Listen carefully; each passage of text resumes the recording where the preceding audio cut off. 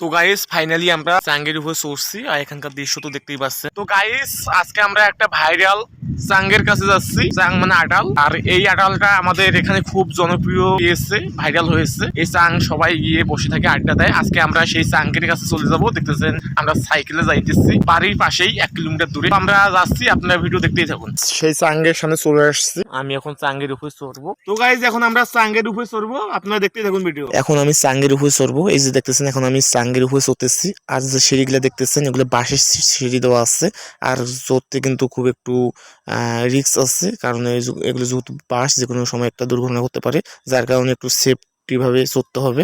তো guys finally আমরা এই চাঙ্গের উপরে চড়ছি, আর এখানকার দৃশ্য তো দেখতেই পাচ্ছেন। রাস্তার দুপাশ দিয়ে গাছ লাগানো হয়েছে, পাশেই ভুট্টা বাড়ি। মূলত এই চাং বানার উদ্দেশ্য হচ্ছে আশেপাশে যে ভুট্টা বাড়িগুলো আছে, ভুট্টা বাড়িগুলো দেখার জন্য। আমি এটাই আপনাদেরকে আজকে শেয়ার করলাম।